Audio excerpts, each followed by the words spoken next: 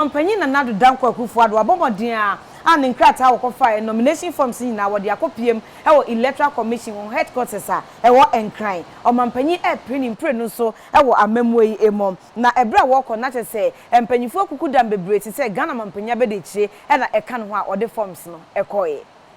Indeed, this is the very first time a sitting president of the Republic has visited the commission to submit his nomination forms, and we deem it an honor to receive the forms personally from you.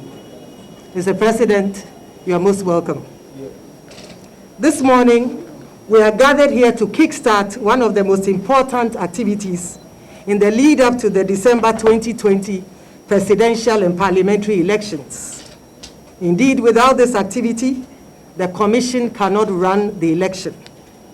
And here I'm referring to the filing of nominations by presidential candidates who are seeking to contest the 2020 presidential and parliamentary elections. As part of the Commission's efforts to ensure a transparent, credible, fair, and yet accountable process, the Commission has developed a detailed checklist that embodies the criteria to be satisfied by the presidential candidates as prescribed by law.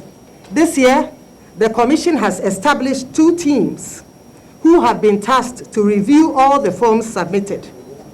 The technical team has been tasked to scrutinize the forms submitted to ensure that the presidential candidates meet the criteria as set out in the law, namely, that the presidential candidate is at least 40 years of age, that he or she has satisfied all tax obligations, and that he or she has nominated a vice presidential candidate, among others. The second team, that is the IT team, has been charged with the responsibility of scrutinizing all the voter ID cards of the presidential candidates and their supporters to verify whether the candidates and their supporters are indeed registered voters. Both teams have been provided adequate training and orientation to carry out their functions as prescribed by law. Additionally, we are confident that the 5-day period provided for the filing process, as opposed to the 2 days provided in previous nomination processes, will allow enough time for presidential candidates to correct any errors identified in their forms.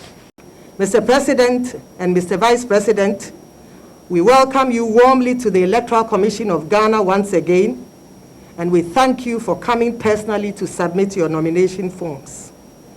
As the returning officer of the presidential election, I now have the honor to receive your form.